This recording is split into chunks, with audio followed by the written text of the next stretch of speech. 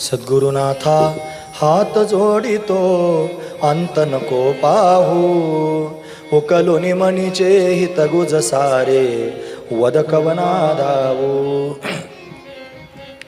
ही अशी प्रार्थना म्हणायची सवय होती महाराज मला. माझ्या परमार्थाची सुरुवातच स्वामी समर्थ केंद्रातून झाली होती. सुरुवातच स्वामी समर्थ केंद्रातून झाली. म्हणजे आता मला माझं चरित्र सांगायचं नाही, पण कॉलेजात असताना त्यांनी थोडंसं काही हाताला अशी पुरळ आली, मानेवर पायावर पुरळ आली होती आणि ॲडमिशन घेतलं होतं नगरला कॉलेजमध्ये. लाज वाटायला लागली शाळेत जायची. काय करायचं, औषध घेऊन थकलो पण काही फरक पडेना. एका मित्रानं मला श्रीगोंदा तालुक्यामध्ये त्यांनी गाव आहे, तिथं त्यांनी स्वामी समर्थ केंद्रात नेलं. तिथं बाळासाहेब झेलकर म्हणून तिथं त्यांनी केंद्र प्रमुख होते आणि त्यांनी मला सेवा दिली. ते म्हणले 12 लाख श्री स्वामी समर्थ मंत्राचा जप करा, 6 लाख गायत्री मंत्राचा जप करा आणि पंचगव्य त्यांनी तयार करा. जे तुम्ही उदबत्ती लावणार आहात त्याचं जे भस्म आहे ते भस्म त्यांनी जिथं तुम्हाला पुराळ आली तिथं लावा. 2 महिने औषधं खात होतो. 6 दिवसातच सगळं गेलं महाराज. सगळं 6 दिवसातच गेलं. सगळं काय औषध बंद करून टाकलं सगळं आणि 6 दिवसात त्यांनी बरं झालं. एवढा आनंद झाला मला. कॉलेजला जायचं बंद करून जागेवरच बसून जप करीत राहिलो. घरचे लोक म्हणले बिघडला आता, जपच करायला लागला. एवढ्या दिवसानंतर त्यांनी शाळेत गेलो.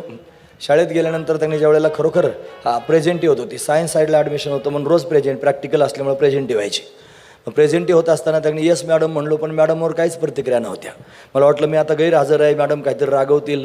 मॅडमचं नावसुद्धा मला आठवतं, शिंदे आडनाव होतं मला त्यांचं. पण नंतर सगळं झाल्यानंतर ते सर्टिफिकेट घेऊन गेलो. म्हणलं मॅडम मी गैरहजर होतो.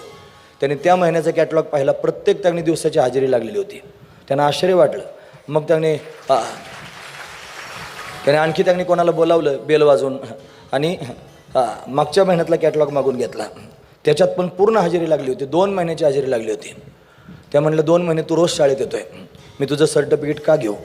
मी त्यांच्यासमोरच रडायला लागलो. म्हणलं मॅडम खरंच मी गैरहजर होतो. माझ्या लक्षात आलं की मी घरी बसून जप करीत होतो आणि माझे स्वामी महाराज माझी हजेरी लावित होते. बरोबर हे असं त्यांनी महाराज जीवनामध्ये घडलं. नंतर मला श्री लखनगिरी महाराजांची, ब्रह्मलीन श्री लखनगिरी महाराजांची भेट झाली.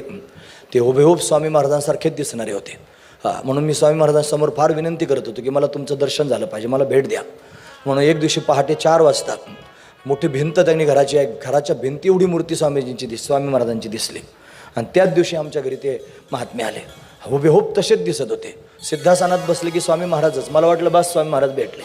त्यांच्यापासून परमार्थाची सुरुवात झाली. ते कृष्ण भक्त होते. मग त्यांच्याकडून कृष्ण भक्तीचं त्यांनी अशा पद्धतीनं लोन मिळालं आणि तिथून पुढं त्यांनी स्वामी महाराजांनी श्रीकृष्ण परमात्मा 2 नाहीत ही पक्की गोष्ट अंतकरणात ठसवली.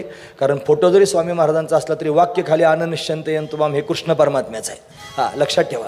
म्हणून कृष्ण आणि स्वामी महाराज 2 नाहीत. म्हणून अशी एकरूपतेची भक्ती त्यांनी प्राप्त झाली. आणखी त्यांनी बरेचसे प्रसंग घडले. आता मला माझं चरित्र सांगायचं नाही. मला स्वामी समर्थ केंद्रात मी कथा करतो आहे म्हणून हा प्रसंग आवर्जून सांगावा असा वाटला म्हणून मी तुमच्यासमोर तो सांगितला. असं त्याच्यात बरंच काही आणखी आहे, पण तरीसुद्धा स्वामी भक्ती जीवनामध्ये बरंच काही देऊ शकते. असो.